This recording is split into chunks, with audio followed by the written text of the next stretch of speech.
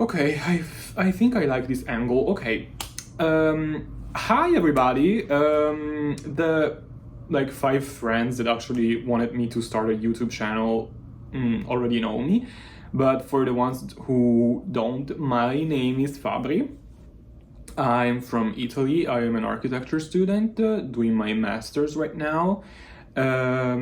And I'm currently in Japan for like a semester. Like, I'm not crazy. I don't live in like a Japanese style house in Italy.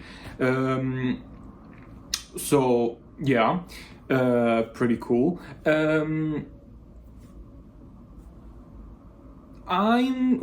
am I here even? Like, I guess it's because a lot of people were tired of seeing my Instagram stories filled with me talking, and also I was tired of having to talk that much and having to like divide my topics like 1 minute each.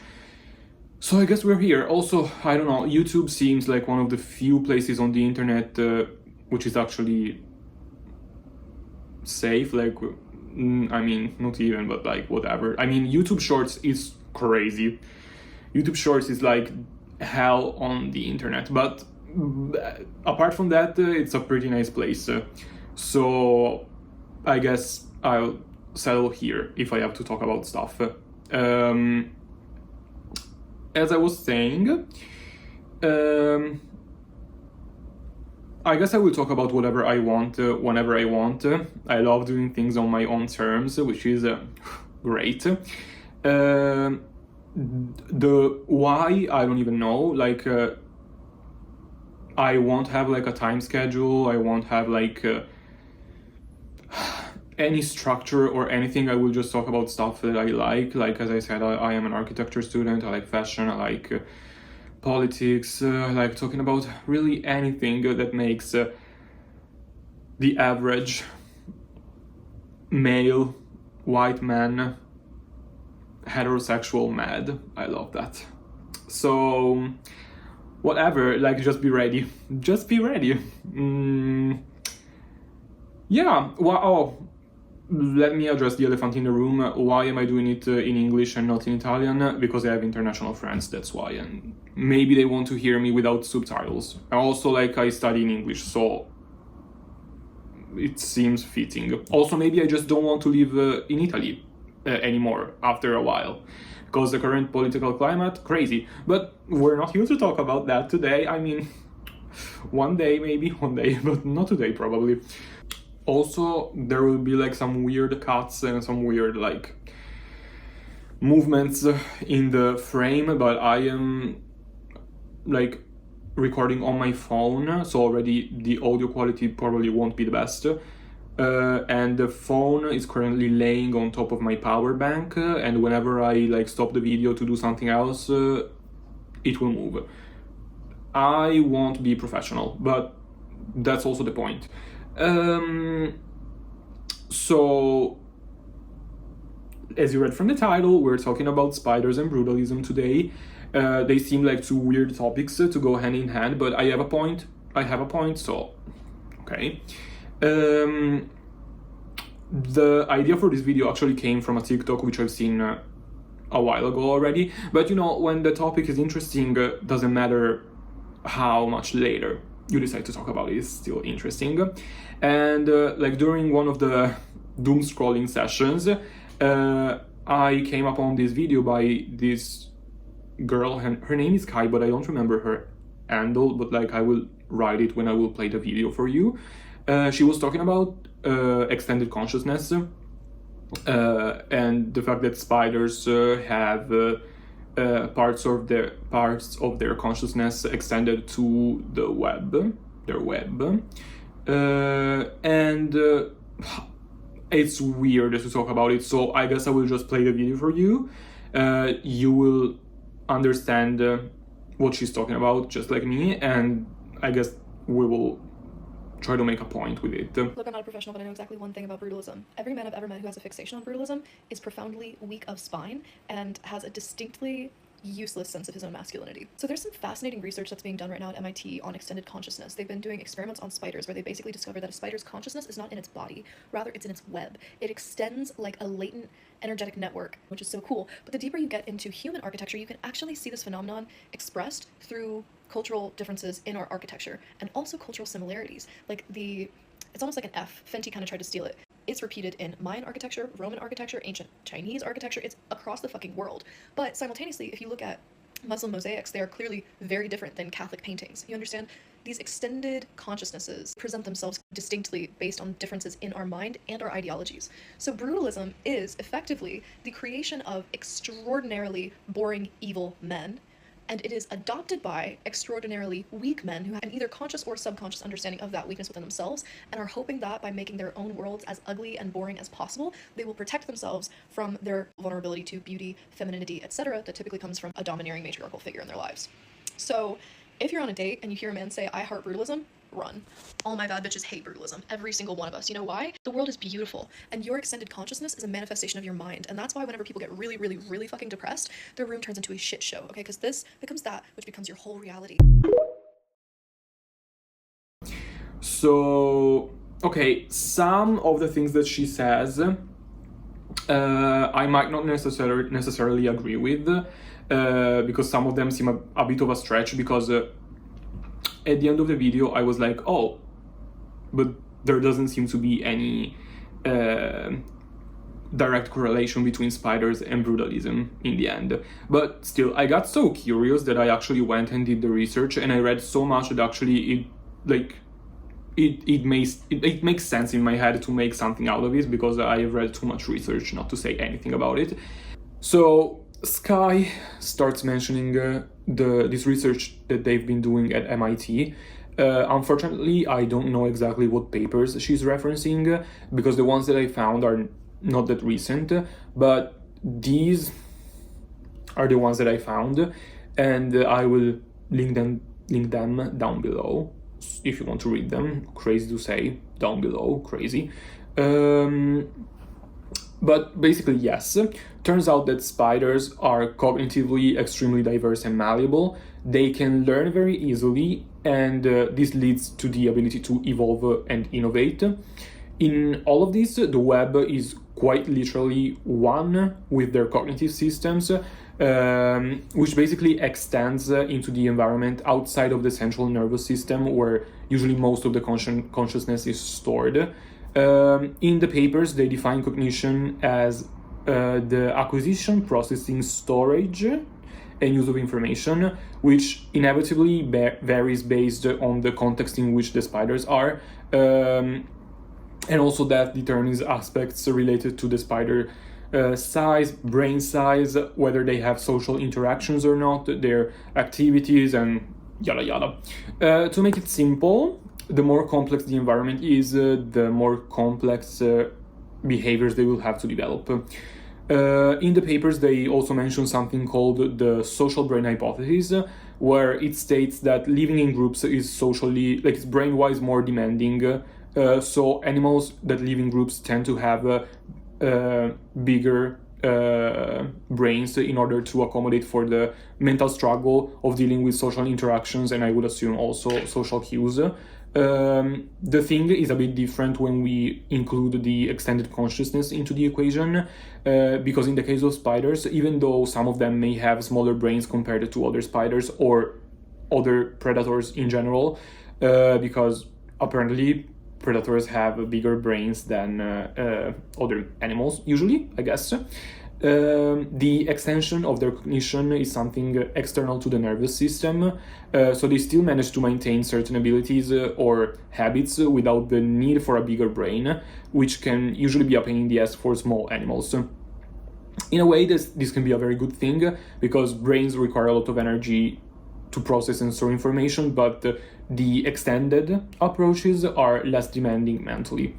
The thing that makes the spiders interesting is their relationship with the web, which is extremely fascinating, because the silk that they produce can be used for connectivity as literal infrastructures, can be used for structures, XX, but I would say most importantly, the web is literally a sensory amplifier, because they literally can enhance or attenuate, is this a word?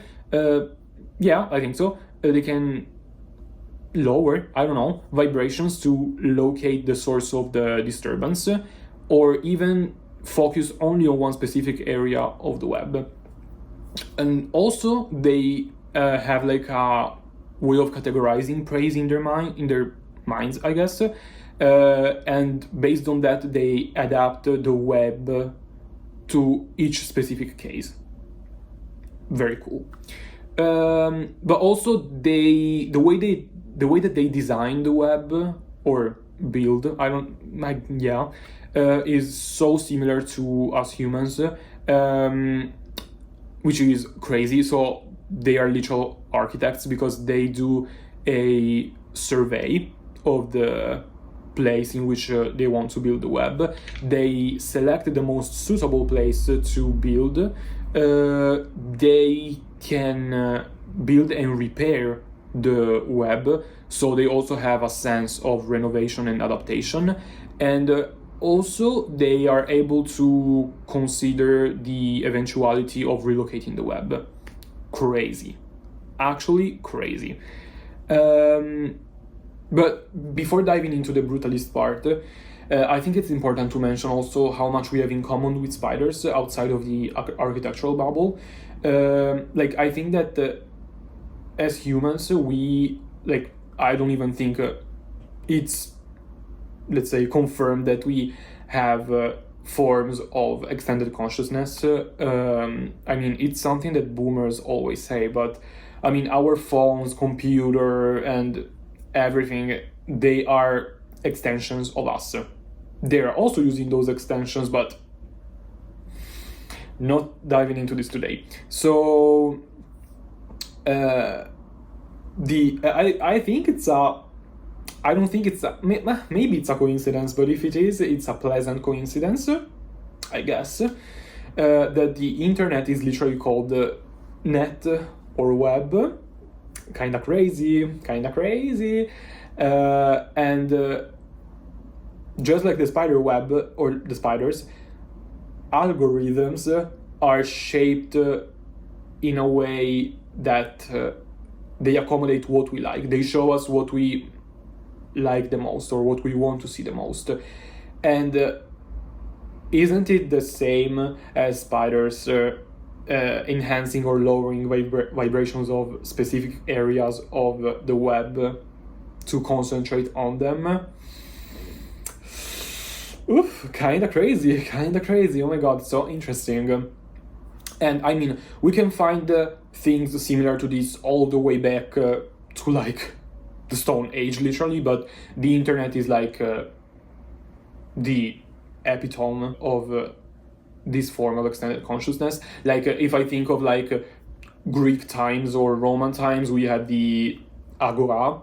Then we had probably the invention of the press, then probably telegraphs, then the radio, computers, and then phones, and till now. It's always been with us, this ability to use objects to interact with others, with the environment, with everything surrounding us. But I think it's more evident also from an architectural point of view when we go back in time to an age in which there wasn't that much interaction between cultures of the world. And Sky mentioned in the video that there are these innate habits that we have that are reflected also in the way we build and decorate.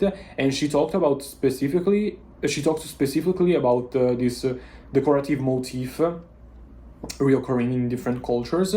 I found the name of some of them, but I will not pronounce them because I don't want to butcher the pronunciation. So here you all are. I was familiar with the Greek minder or mander. I don't know which one is the pronunciation, but yeah, you see that they are pretty similar. And we could also compare the different way in which they used to build structures. Some of them were similar from a morphological point of view, but of course the differences lie in the context in which they were built, which is influenced by the function of the place, the culture, the location, the historical period, the resources, and you know the rest. Okay, great, lovely to know all of this stuff about spiders, but let's get to the juicy part of the conversation. What is the deal between spiders and brutalism? So, as it turns out, they do have something in common, ideally everything, because the principles of brutalism were determined by Rainer Banham in his article The New Brutalism. I think the year was 55, but I don't want to be crazy. I think it was 55 though, where he basically states that a building fits the definition of brutalist if it has memorability, visible structure, and materiality or truthfulness of material, or whatever you want to say it. These three features, let's say, go pretty much hand in hand with what the spider web is. Memorability, because it's instantly recognizable, you know what it is, you know who made it, you know to whom it belongs. Visible structure, I mean, it's concrete for brutalist buildings, but it's silk for the spider web. You know it, you see it, it's there, it's all there is to it basically. And truthfulness of material, I mean, again, you see it, you know it's there, you know what it is, so seems pretty fitting. So after establishing that on paper they do have something in common, there is something still missing, something more psychological, let's say, because as I was talking to my friend about the topics that I wanted to bring up for this video, she was also mentioning, shout out to Carlotta, hi Carlotta, for sure you're watching this, she was mentioning how there's also this weird similarity between both brutalism and the spiders, that people seem to have like a sort of rejection towards the both of them, because I mean, brutalist architecture, a lot of people find it ugly, a lot of people find it oppressing and whatever. Spiders, maybe because it's 8 legs, a lot of eyes, they're small, but some of them are big, and some of them are venomous, some of them, whatever. So I mean, spiders, it's more common, and I mean, it's irrational, so I get it. But why brutalism? Like, why is brutalism so hated for reasons that I don't think a lot of people can, let's say, articulate properly? Because historically, when the brutalist style was spreading, it wasn't really with the worst intentions, because cities were destroyed because of World War II bombings, and they needed to rebuild cheap and quick. And it was also a style adopted in Soviet countries as housing. And even the first considered brutalist building, which is Unité d'Habitation by Le Corbusier, it was imagined as a complex residential community, let's say. So, again, why is it that brutalism is so hated? I think that we can skip the more subjective aspects, like it's completely fair that some people enjoy it more than others, that maybe it's too gray, ugly, whatever. Like, these are subjective things. But if I have to say what I noticed is that it definitely has something to do with class perception. So there's a certain narrative surrounding the style that throughout time has settled in our minds, and made us believe that brutalism should be deemed as bad. But I feel like this comes from, let's say, subconscious inputs that influence us, because at this moment, at this point, we have them so internalized that we don't even realize it. Like, on one hand, I think Hollywood has made it pretty clear that brutalism is the go-to style for world building when it comes to dystopian movies, and I think it's an interesting choice.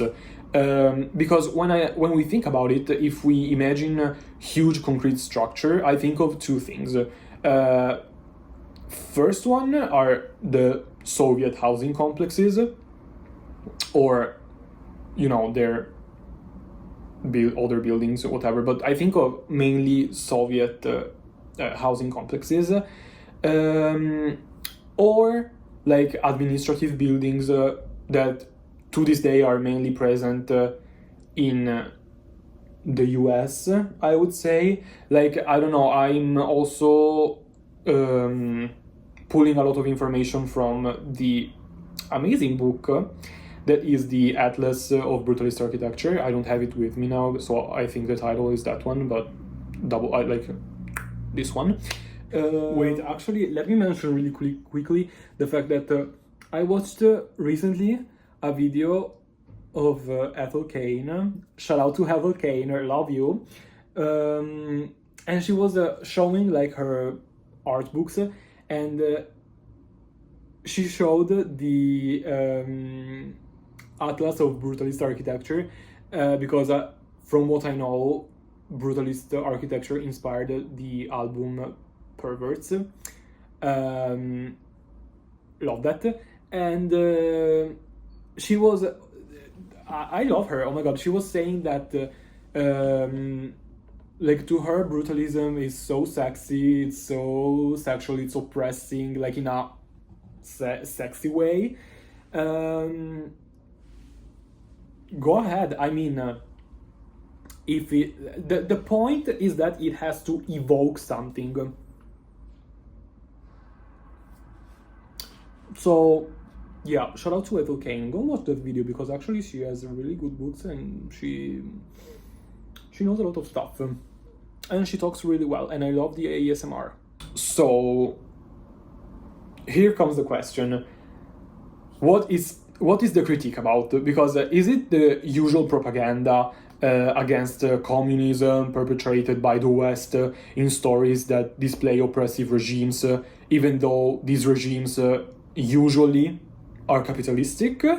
Or is it a critique on capitalism using an aesthetic which today is closely associated with Soviet countries or ex-Soviet countries? I don't know, maybe one of them makes more sense than the other, but also I don't really trust Hollywood with the really subtle propaganda. Whatever, not getting into it today.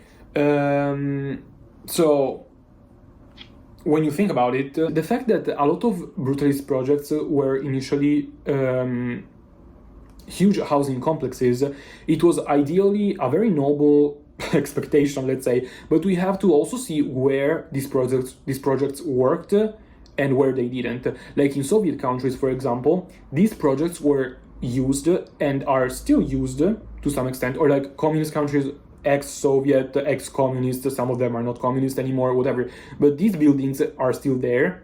We will talk about that later, but they are still there. They are used and they have a function and they work for their function. Like, for example, erasing homelessness, making sure that everybody has a home, which is different compared to the West, in which they try to erase homelessness in other ways which are pretty inhumane. But we're not, I mean, let's leave it there. The buildings that had the same intentions in a way in the West never actually worked as they were intended to. Like, even Unité d'Habitation, which was revolutionary at the time, had some problems. I don't remember if it was like for budgeting or something, but it didn't work the way Le Corbusier intended. All of this to say that you can't expect projects that are based on, let's say, communist values to work in a capitalistic context. because the whole system has to be on board with you for it to work, because otherwise it's never going to work. Another important point when we talk about residential complexes regards the separation of the classes. Today, we are sure that it works. Like when we design large residential complexes, a mixed income system is ideal in order to ensure the integration of people and make sure that like the building is being taken care of in a good way, let's say. But today, just like at the time, these projects really weren't thought like that, and actually their main problem was exactly the fact that they were segregating the middle and lower classes from on the periphery and outskirts of the city, so that they weren't in contact with the filthy rich. Also, Le Corbusier was criticized for this, for l'unité d'habitation, because it really much seemed as if like he was trying to put the middle and lower class people away, or at least like everybody in a space, so that the rich people wouldn't have to deal with them, wouldn't even have to look at them, because they were, oh my god, so much above everybody else.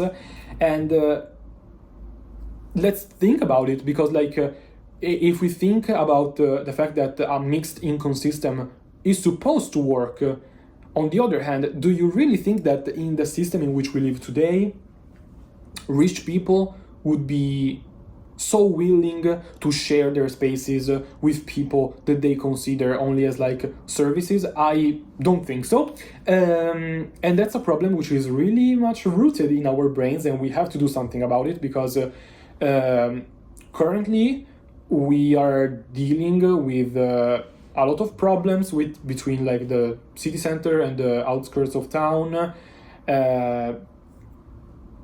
The rents are all more expensive, but this is also due to landlords. Again, topic for another day.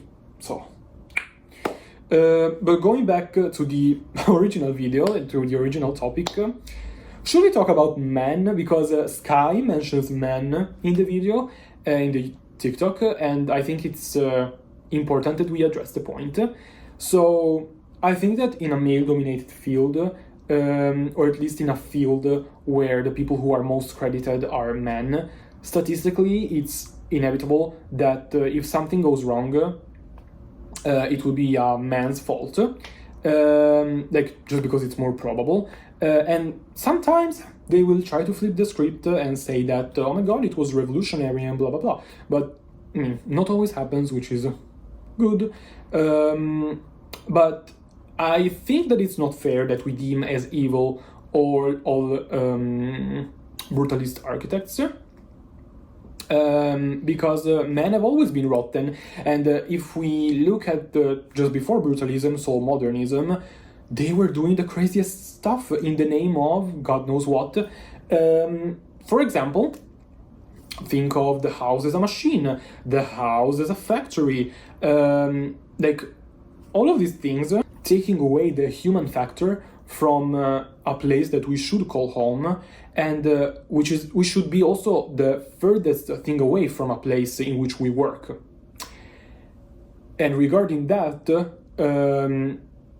it's also crazy how today, when we design places in which people specifically work, where a lot of people work, we take away the human factor. We treat the people as part of the machinery that makes the whole thing go. Couldn't think of a better expression, I guess. So even then, I don't think we have done that much progress, I guess. And hell, like men have been stealing from women. I always think of Mies van der Rohe and the fact that he got credited for so much time about his furniture, and what about Lily Reich? What about Lily Reich? Like, what are we doing? And shall we mention another woman? Because one of the few things that came out from these times was the Frankfurt Kitchen by Margarete Schulte-Liotzky. Sure, she designed the kitchen based on laboratories and factories for efficiency, hygiene, and workflow, but at least in a place in which makes sense. You know what? At least it revolutionized the game for women.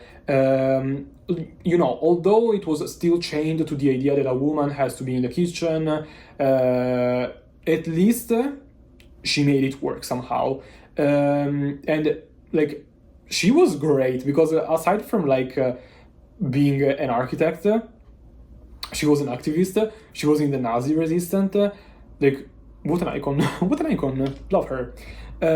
So, just as I'm about to end the video, I think I want to mention something regarding the relationship to the material, because concrete is controversial, because it's literally everywhere in cities. But when people think specifically of brutalism and such, they often use the argument that it's ugly, it's cold, it's harsh, it's whatever. And I think that they forget something that actually everyone should agree on, and this should be a point of discussion, not more personal feelings, and that is environmental impact.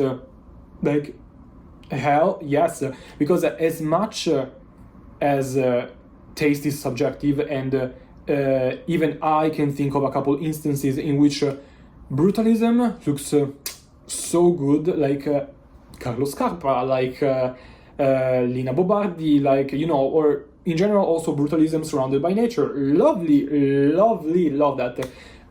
We have to remember that there's certain things that aren't subjective.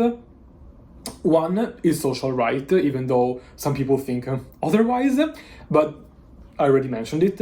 And the other is environmental impact. If you think about it, concrete doesn't really have a chance of being recycled or reutilized. Yes, yeah. Once it's done, and it requires good care, and not a lot of people do it. But also, this perception is very influenced by the culture, I have to say. As I mentioned, I am in Japan studying architecture, and one day my professor gave us a paper of a list, and we had of materials, and we had to compare the materials based on different aspects, and see how better they were compared to others. And when it came to, I think, weather, the effects of weather on either steel, wood, or concrete, he said that concrete was the best, which is insane. I would have said the exact opposite, for example, because when I think of concrete in Italy, I think of those rotted houses, the ones that are super old, the ones that are, which is also the same problem with the ex-Soviet countries that I mentioned before, that yes, the buildings work, but they had a life expectancy of 50 years or something, and they are still up today. So they are rotting away, they are disintegrating. So that is also another problem. Philosophically, great. But structure-wise, architectural-wise, not so much. Today we know better. Today we can do that, but we know better, so we can do better. Here in Japan, I think it's cultural. I think it's very cultural because, for us, in the 50s, it was about reconstructing after the bombings. Here, it's about reconstructing whenever there's an earthquake. So, it makes sense, but sure, we will see in 50 years, I guess, with how it's everything going. But also I have to say that they take good care of the concrete here. Like, it's not like in Europe that everything is ugly as fuck with concrete. Let me see if I have something else to say. So, not so much more, I guess. I think, brutalism is part of history, okay? We have to establish that it's a part of history. Some people did it better than others. Today, I don't really think it's like something that we can replicate without the realization that if we want to incorporate social aspects and environmental aspects, we have to do better than that. So, but yeah, I mean, loved talking about it, loved it. I can't really think of a proper outro. Of course, he couldn't think of a proper outro at the time, so the outro will be done by me, voiceover me, right now. Enjoy the beautiful cherry blossom of Japan. And the outro is this one. Have a lovely day. Thank you so much for your attention. I don't really know, like, I have ideas for like a next video, which could be about soundscapes, because I've been hearing stuff here, and I want to say something like about things that could be our future, our future, like RuPaul said. Or even like a video about fashion. Honestly, as long as I'm in Japan, it really could make sense to make a video about that. But I would have to really do the research about it. So whatever, when it will be the time, it will be the time. So yeah, in conclusion, just know that if you need to hate brutalism, just do it with the right reasonings. Now you know them. So yeah, have a lovely time. We will see each other next time, which will be whenever I want. Love that. Bye bye.